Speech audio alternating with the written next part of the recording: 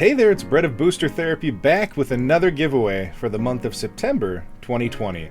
This month we're going to be giving away a Tulane Brawl deck to one lucky subscriber. All you have to do, same as the previous months, is like and comment on each of our videos, and come October we'll be picking one of those comments from a subscriber and giving them the Tulane deck. Thanks again for all of your love, all of the support, and enjoy today's video.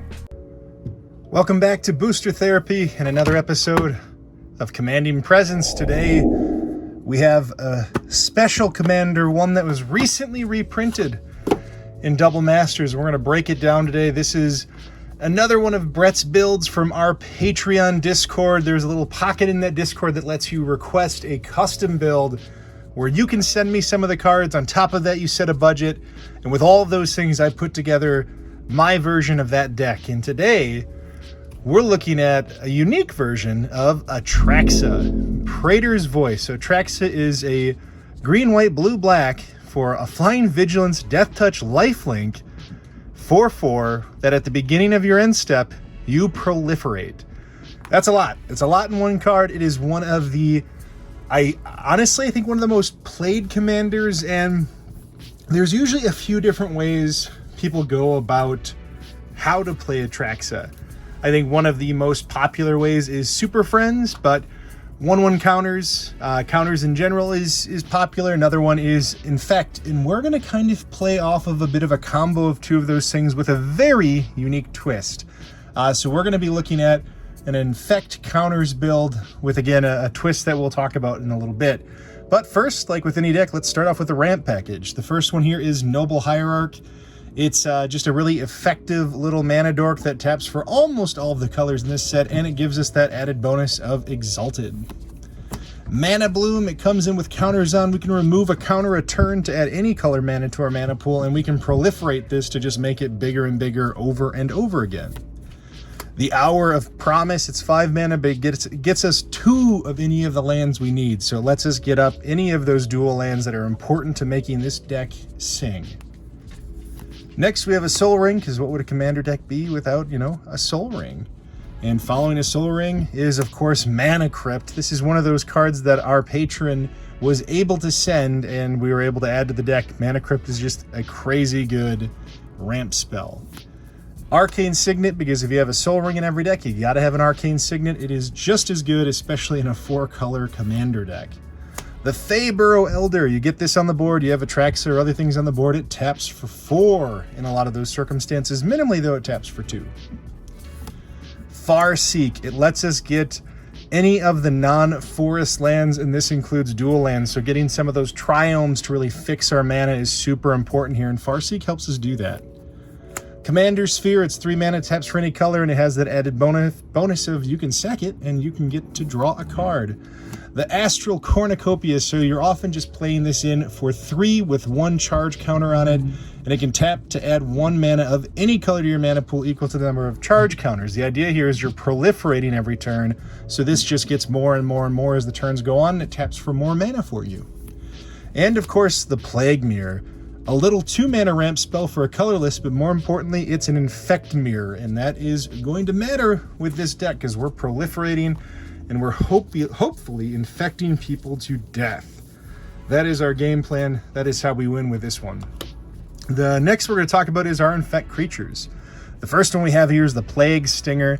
One real trick to being successful with Infect is evasion. Evasion. You've got to fly, you've got to get Menace, or you got to be able to trample through to get some of those counters on there and then hopefully stabilize and win out with Atraxa proliferating over and over again.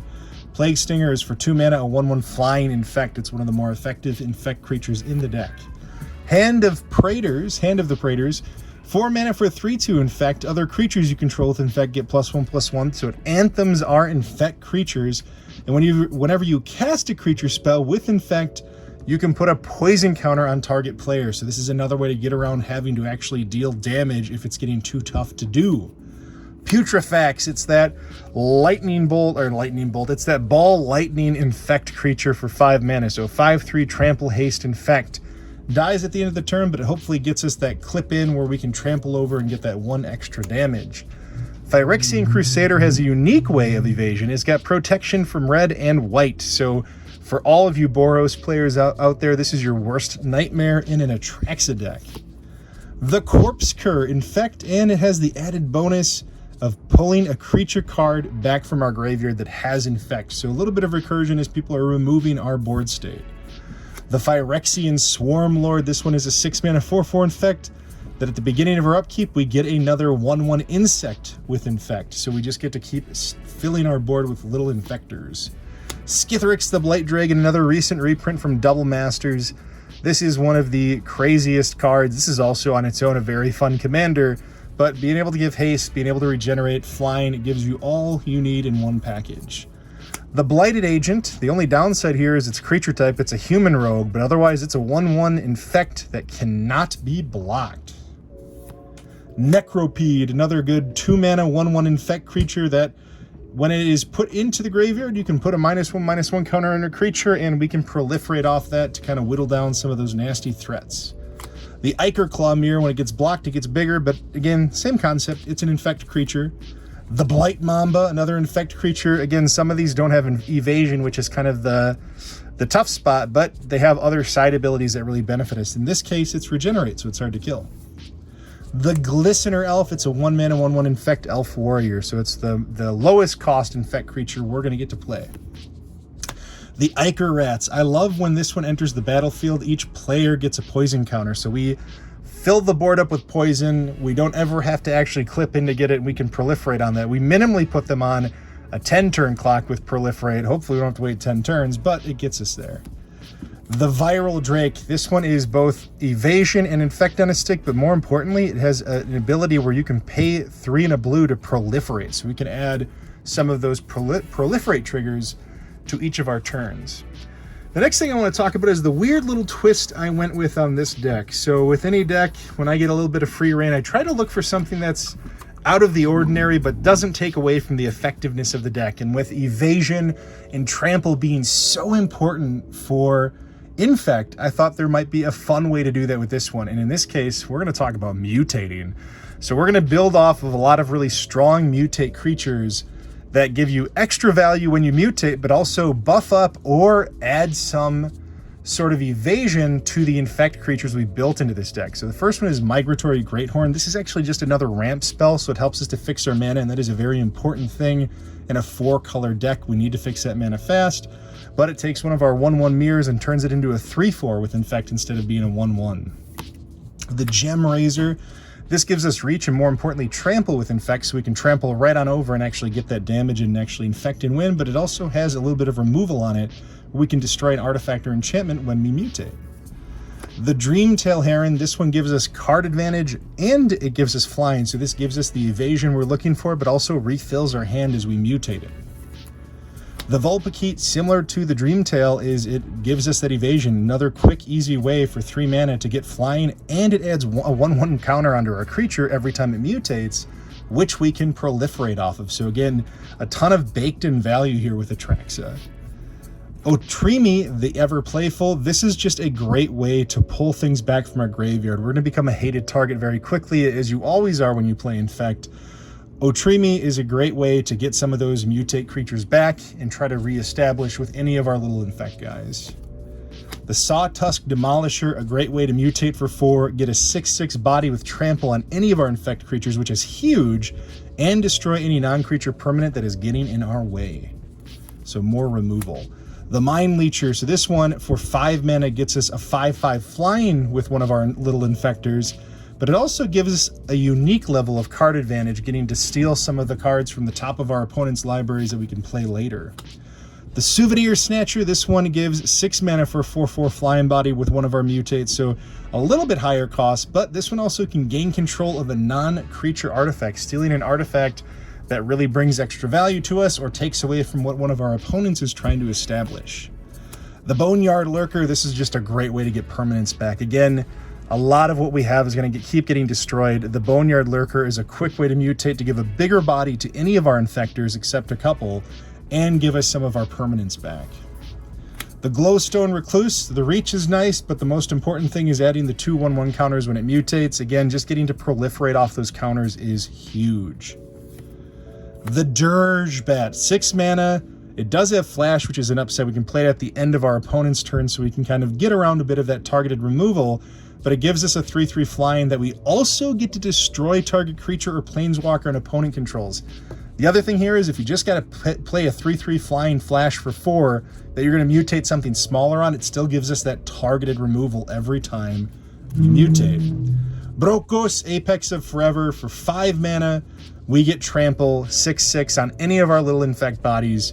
And the best part about this is we can mutate from our graveyard. So even as they remove this, this thing is a constant threat that is a tough way to deal with unless they're exiling your graveyard.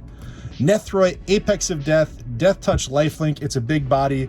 This is even a great stabilized card where you play it for the 5 mana for a 5/5 Death Touch Lifelink, and you mutate something smaller onto it to get that extra added advantage and pull all of our little creatures back because we have a lot of small power creatures. The Necropanther is just another great way to recur from our graveyard. Again, we're going to get hated on. We're going to get destroyed a lot. That's the way to answer this deck, is destroying our creatures, so we need a few different ways of getting them back. And the Chittering Harvester, I just like this because every time it mutates, it makes each opponent sack a creature, so it kind of gives us that worldwide break where we can take away from what they have and advance our board state while we're pulling them behind. Next, we're going to talk about some of our targeted removal with this deck. The first one is Beast Within. When you're playing green, this is a nice little instant speed destroy any permanent. I really enjoy the card. It's good for most decks. Cyclonic Rift, you get to overload this and just swing out with Infect and win the game. It's a fantastic feeling to win that way. Fierce Guardianship, one of the best, it is the best printed card from this year's Commander sets. Anguished Unmaking, an incredibly efficient exile any non-land permanent for 3 mana at instant speed, very powerful. Crowsang Grip, to answer any of those silly combos taking place with certain artifacts or enchantments, you get to split second this in and end the shenanigans. Vivian Reed, this is more than just removal. This is card advantage, this is removal, and if we get to ult this, which when we're proliferating planeswalkers, we're going to get to do it faster than normal, it is huge. All creatures +2/+2, vigilance, trample, and indestructible. If you can ult Vivian, you are likely to win this game.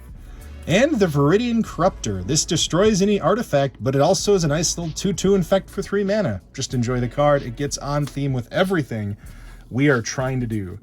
Next, we're going to talk about some of the 1/1 counters and what we have going on there. The first thing we have isn't necessarily 1/1 counters, but it is counter-based. It's our Beast Master Ascension. Another great way to make our little infect guys that much more dangerous.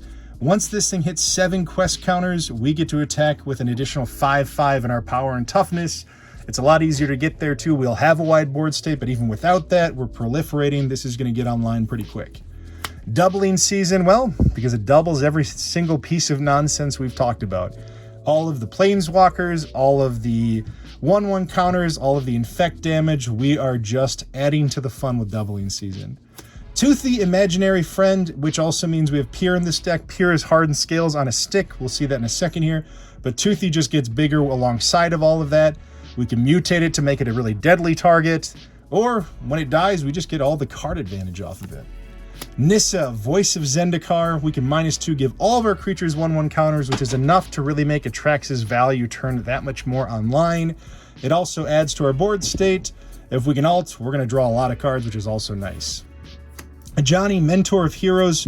To +1, we can either get card advantage, or more importantly, we can distribute 3 1/1 counters among our creatures. And then, hey, if we need to ult, we can gain 100 life to buy us the time we need to win out. Ajani, the Great-Hearted. Vigilance is underrated. It's a very, very great mechanic. It's good with this deck. It keeps us in the mode of attack, attack, attack, and not worry about the crackback. But also, -2 puts a 1/1 counter on each creature we control. The Deep Glow Scape, because it's that moment of just doubling everything. We have our planeswalkers on, we have all these 1/1 counters, it just doubles it all at once. It's real fun.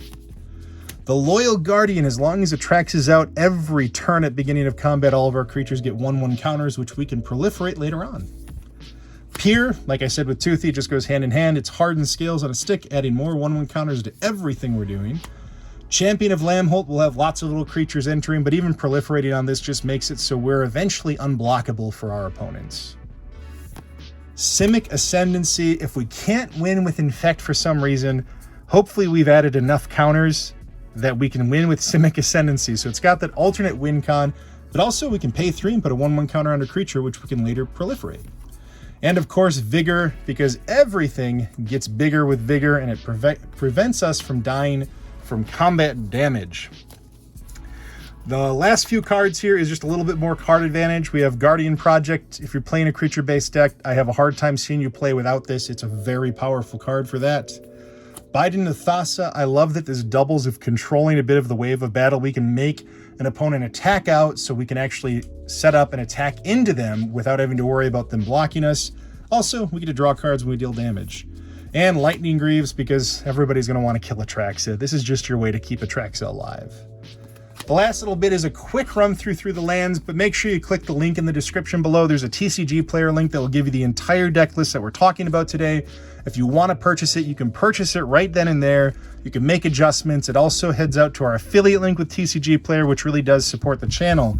But we've got some of the slow fetches, a lot of the Battle Bond lands, some of those basic lands, of course, Fabled Passage, Triomes, a lot of dual lands to really make sure we don't struggle with any of the mana. A lot of the thriving lands as well, because we can pick what we need in a pinch, but really giving us a lot of that fetchable, powerful, multicolored land to make sure we can play this effectively. And that is Atraxa, I guess, Infect Mutate Infect. Hopefully this is a fun twist that you haven't seen before. I really enjoyed this deck. It was a ton of fun to make. Thank you to our all of our patrons, especially the one who sponsored this deck build. We really appreciate all you do for us. Their name right here. And, well, until next time, this is Booster Therapy. You all have a wonderful rest of your day.